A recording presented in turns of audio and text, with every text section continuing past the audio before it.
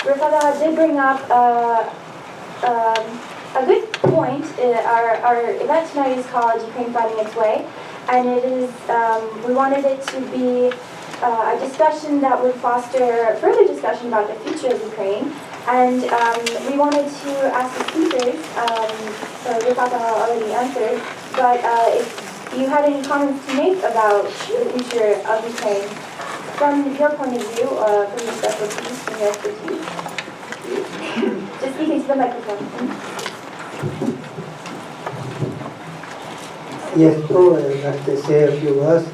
I was certainly surprised, or maybe it wasn't surprising at all, that the Western ambassador really didn't take that threat in Crimea seriously.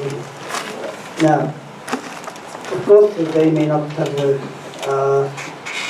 been aware of the seriousness of the situation, but I'm a historian. I look at things from a historical perspective, and in the history of the world, there are many, many rotten compromises engineered by big powers.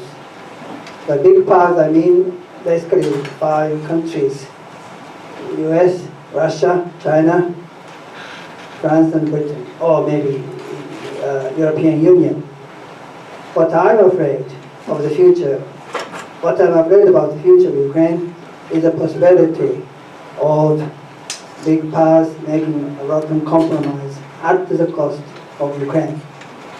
And we ought to be, I don't know whether smaller countries do much about it.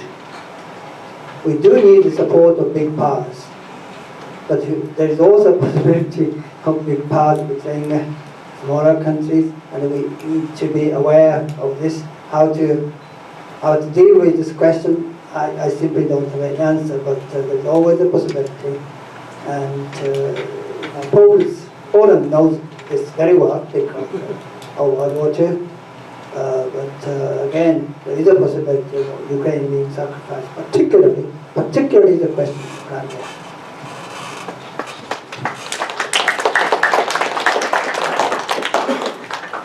2 points.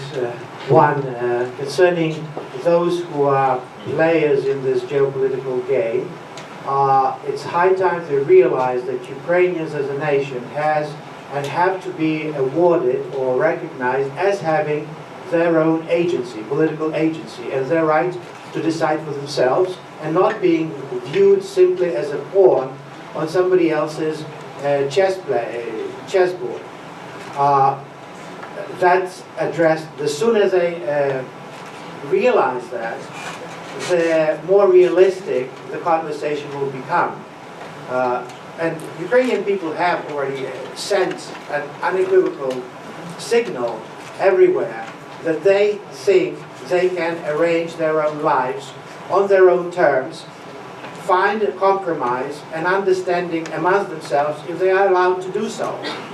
Number 2, if Ukrainian society were to become truly democratic, with the respect for human dignity, for human rights, it needs to be based on something called solidarity.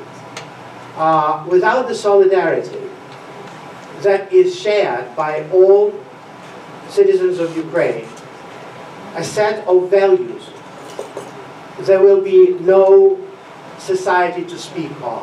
There will be a divided society.